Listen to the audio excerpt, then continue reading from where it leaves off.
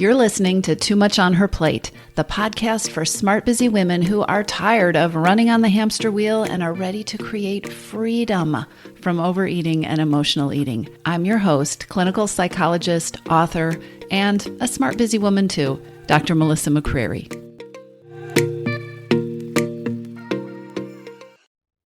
Hey, everybody. Let's just dive right in. I want to talk about how you can short circuit emotional eating using some smart strategies that probably aren't the strategies that your brain is telling you you ought to be using. You know, sometimes I think that labeling emotional eating as emotional eating isn't very helpful. I mean, knowing that you're an emotional eater doesn't help change anything. And some of the worst advice in the world is to just know that you are eating emotionally, that it isn't real hunger, or, identify that your eating habit, that habit you have of going for the whole sleeve of Oreos and eating them all so that you can decompress, knowing that that's emotional eating is important because then you can just not do it. That's horrible advice, incredibly unhelpful.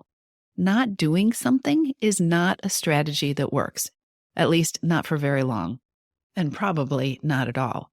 So, what does work instead of emotional eating?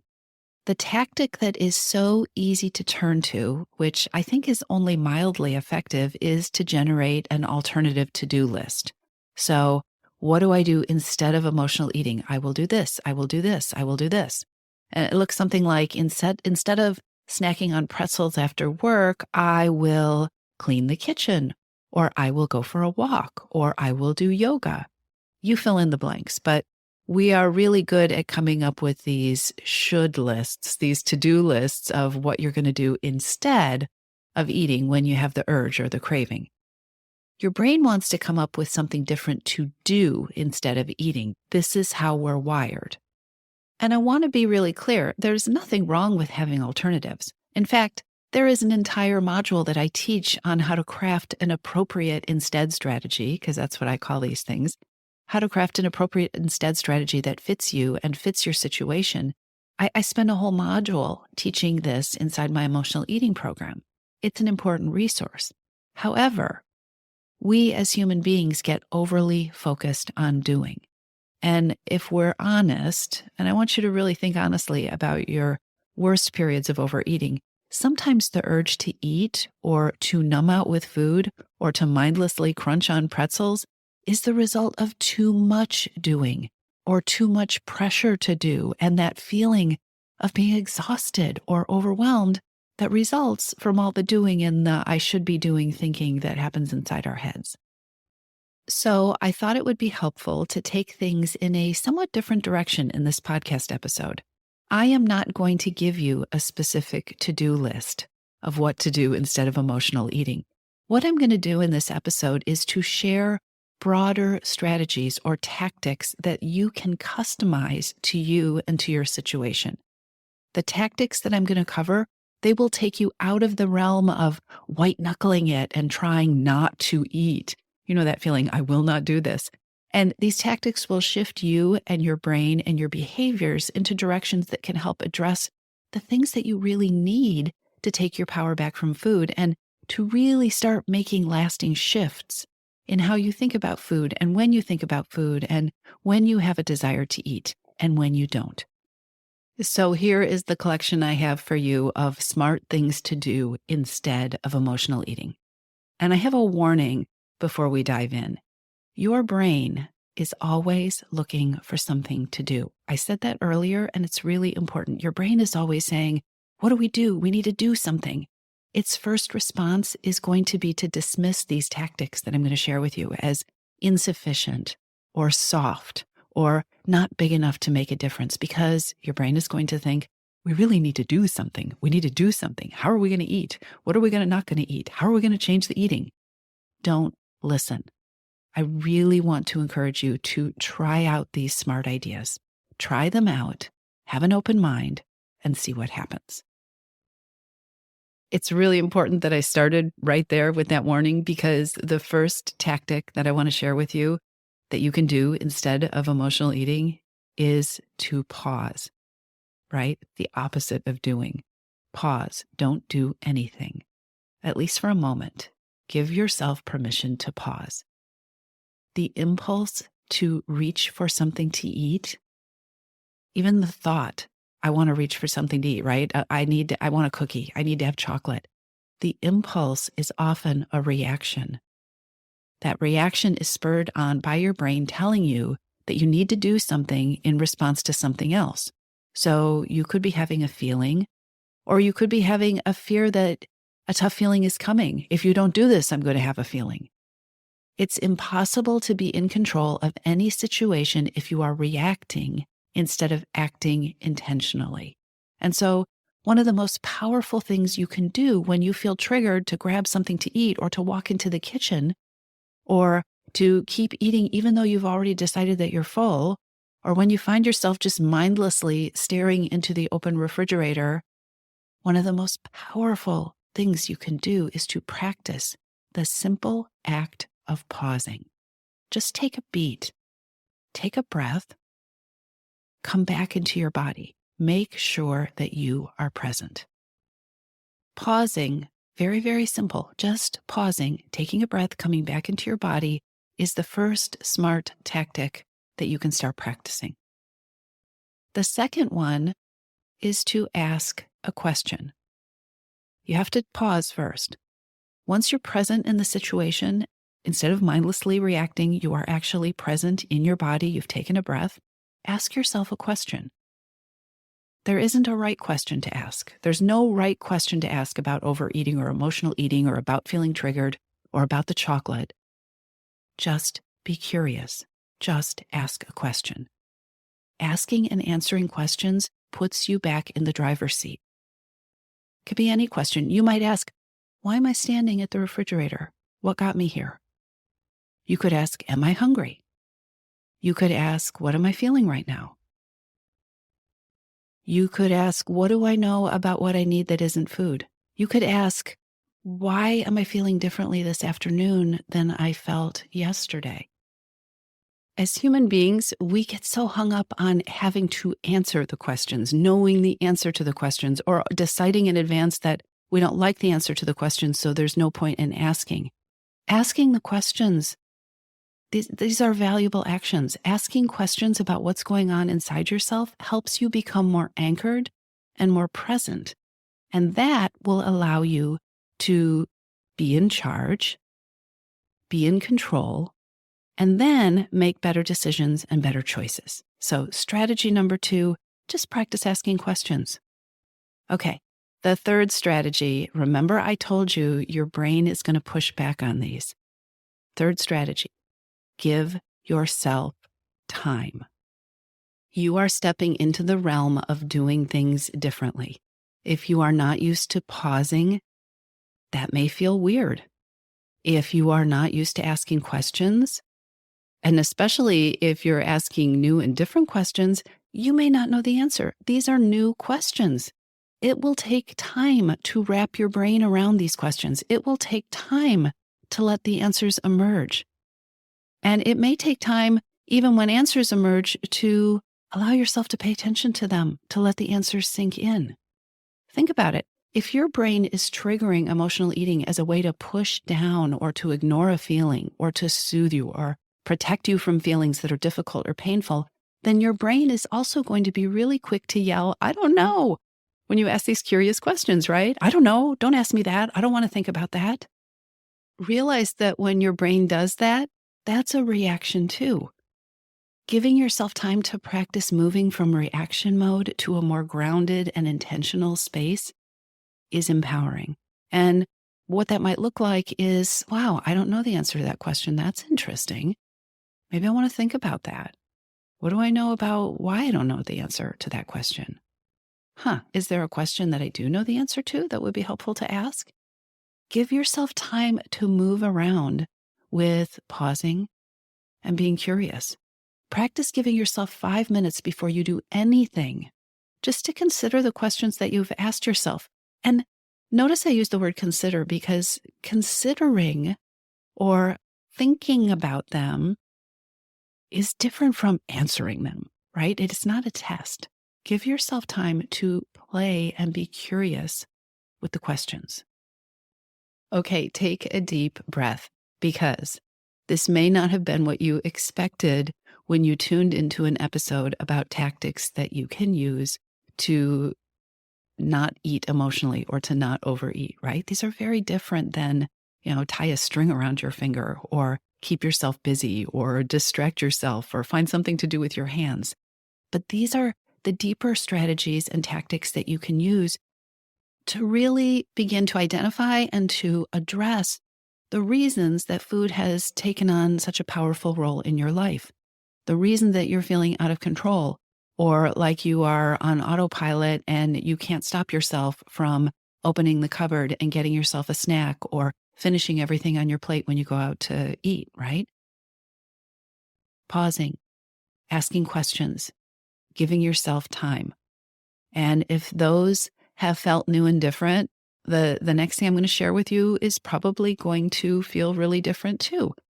To go back to where we began this episode, your brain is wired to drive you into action. What are we going to do? What are we going to do? What are we going to do?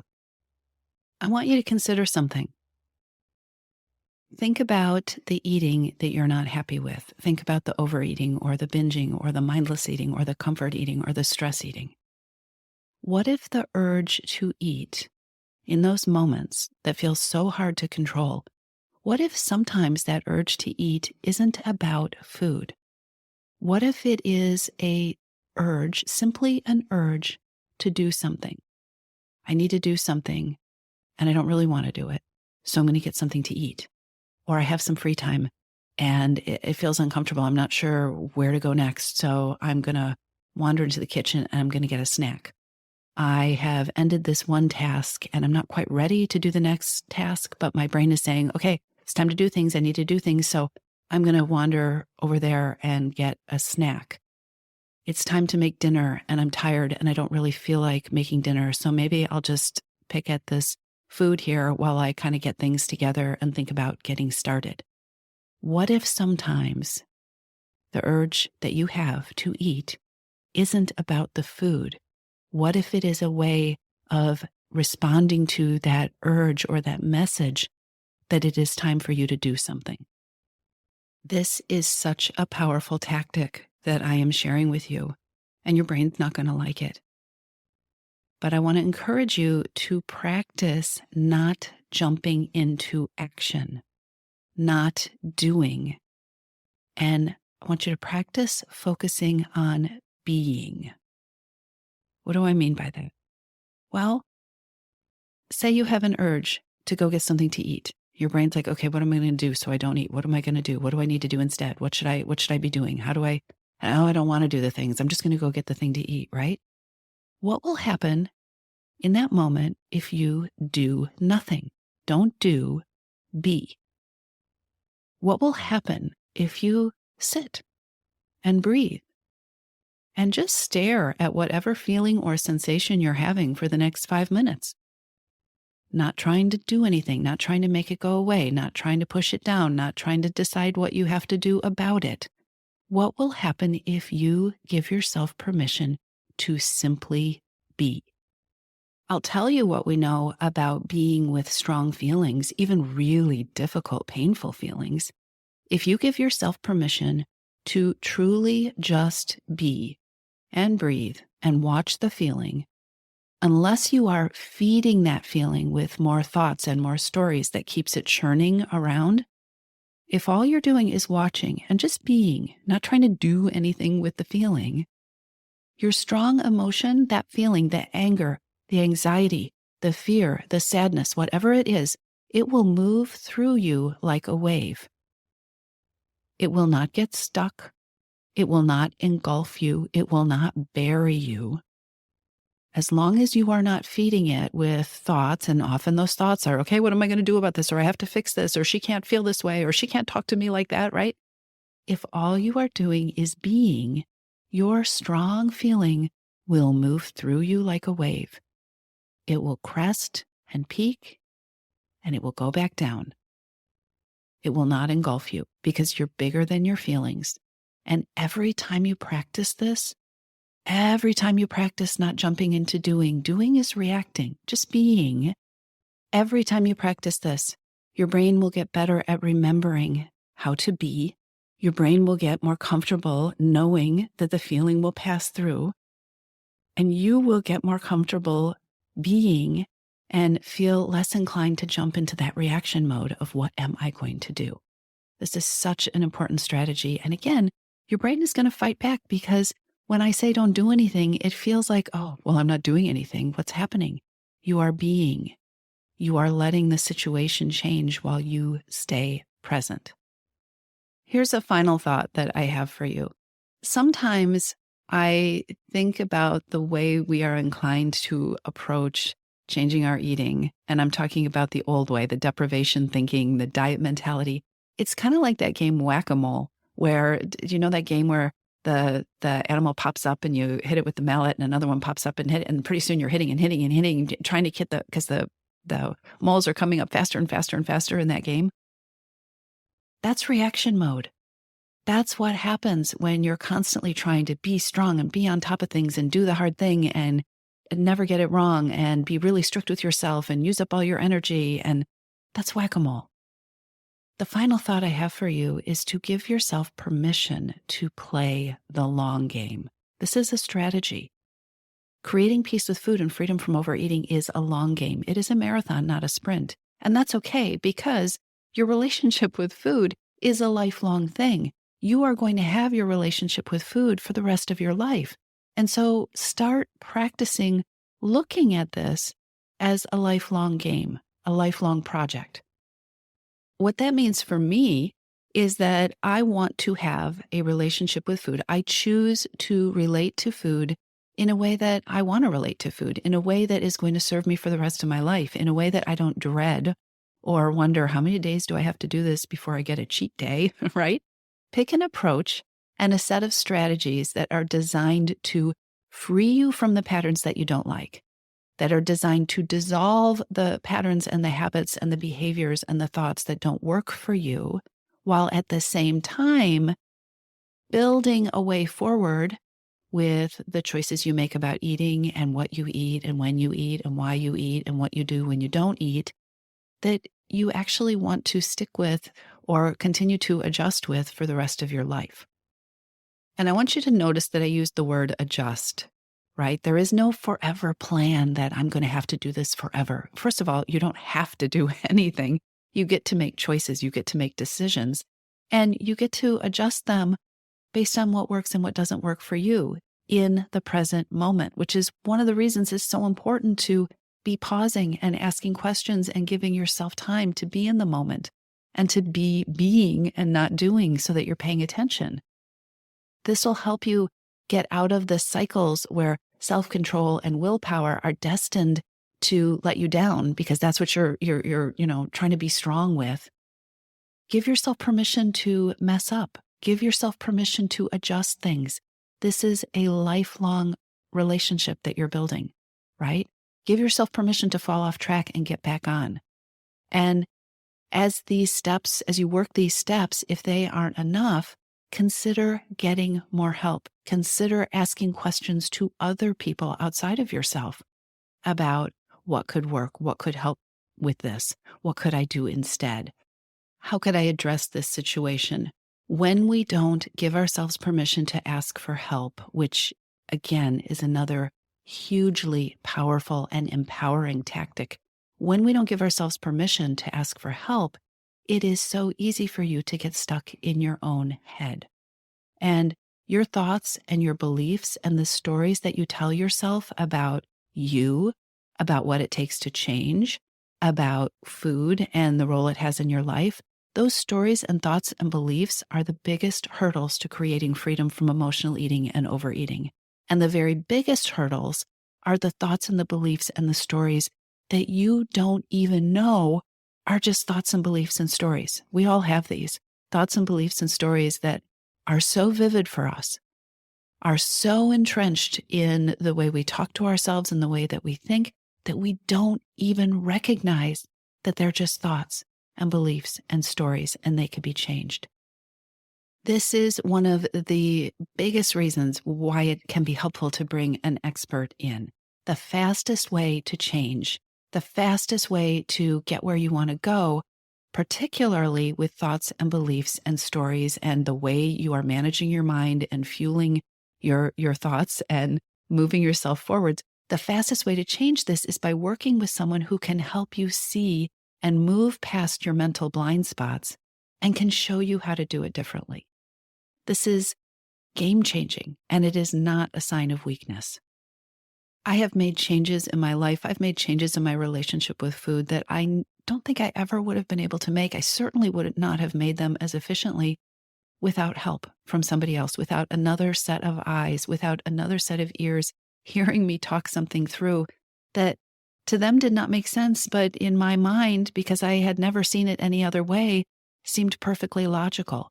So asking for help, playing the long game, giving yourself permission to mess up, to play around, and then asking for help where you need it, this is definitely not a sign of weakness. My clients will tell you it is often the bravest and the smartest thing that you can do, and it can simplify things far more than you can imagine inside your own head, because again, that's another blind spot that so many of us have. If you are anything like so many of the smart women I know who are ready to be done with struggles with overeating and emotional eating, you do not need another long list of things to do. Regardless of the lists that your brain wants to construct for you, you don't need another to-do list. You don't need more hard things. What you need is to start untangling a relationship with food, thoughts about eating, habits related to eating, ways of dealing with feelings, ways of dealing with hidden hungers that aren't serving you and that are leading to the stress eating, the comfort eating, the boredom eating, the eating at night, the wandering into the kitchen and not even noticing until you've got your hand in the box of crackers. And these are the tactics that can help you begin to unwind and untangle this. And not only that, these tactics can help you create something much, much better. So start playing with them. And if you haven't signed up for my free workshop series yet, take 30 seconds to do that now, because we're going to be doing a whole lot more of this. The link for the workshop is in the show notes. Play with these things. Pause, ask questions, give yourself time. Less doing, more being. Play the long game. Ask for help. You've got this. If you're ready to lose your overeating and emotional eating habits, and you are ready to step into a relationship with food that fits you, one that doesn't rely on willpower and deprivation, then now is the time to join your missing piece. Enrollment is open, and this is the perfect time to join me. Go to toomuchonherplate.com/freedom, or just click on the link in the show notes. Your Missing Piece is the program where I show you step-by-step how to create freedom from overeating with a unique combination of psychologist-designed, personalized work with me, coaching, and smart strategy.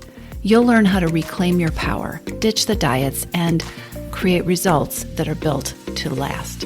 Check it all out at toomuchonherplate.com/freedom, and I'll see you inside.